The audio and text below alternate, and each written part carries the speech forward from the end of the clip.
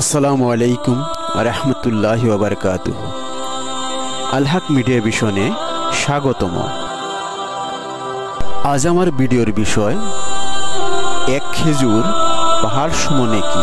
যখন ফেরেশতা এসে জানালো তোমার দান কবুল হয়েছে। রাসূলুল্লাহ সাল্লাল্লাহু আলাইহি সাল্লামের যুগের শুরুর দিকে মদিনা মুনাওয়ারায় এক গরিব সাহাবী প্রতিদিন রাতে নামাজ পড়ে আল্লাহর কাছে কান্নাকাটি করতেন, হে আল্লাহ, আমার কাছে কিছুই নেই, কিন্তু আমি চাই দান করে তোমার সন্তুষ্টি অর্জন করতে। একদিন তিনি একটি খেজুর পেয়ে গেলেন। সেটি ছিল তার একমাত্র খাবার।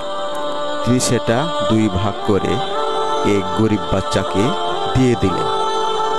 তারপরে যা ঘটল, ভিডিওটি সম্পূর্ণ দেখুন। মদিনায় ছিল এক গরিব সাহাবী। তার ঘরে খাবার ছিল না, কিন্তু তার অন্তর ছিল ঈমানে ভরা। প্রতিদিন রাতে তাহাজ্জুদ পড়ে সে আল্লাহর কাছে বলতো, হে আল্লাহ, হে আমার রব, আমি তোমার সন্তুষ্টির জন্য কিছু দান করতে চাই, কিন্তু আমার কাছে কিছুই নেই।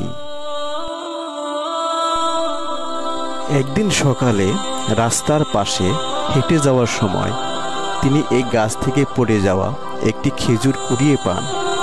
মনে মনে ভাবেন, এটাই আমার দান হবে ইনশাআল্লাহ।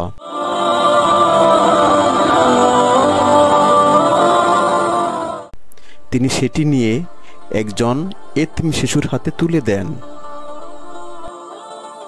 ওই দিন সেই রাতটি এশার নামাজ পড়ে যখন ঘুমাতে যান, তখন স্বপ্নে একজন ফেরেশতা এসে বললেন,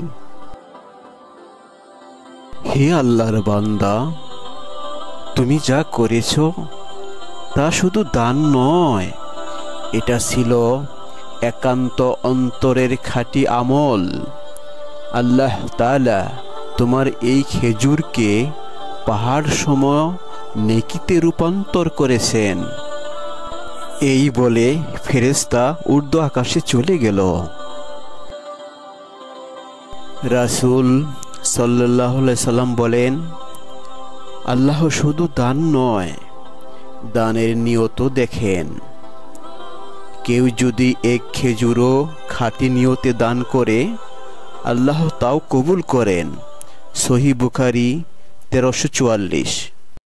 এই ভিডিও থেকে শিক্ষণীয় বিষয়, দানের জন্য বড় সম্পদ নয়, খাঁটি নিয়তি জরুরি।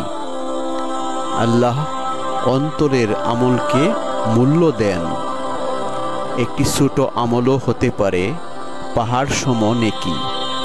ফেরেশতারা নেককারদের আমল তুলে ধরে আল্লাহর দরবারে। ভিডিওটি ভালো লাগলে লাইক, কমেন্ট, শেয়ার ও সাবস্ক্রাইব করতে ভুলবেন না। জাযাকাল্লাহ খায়র।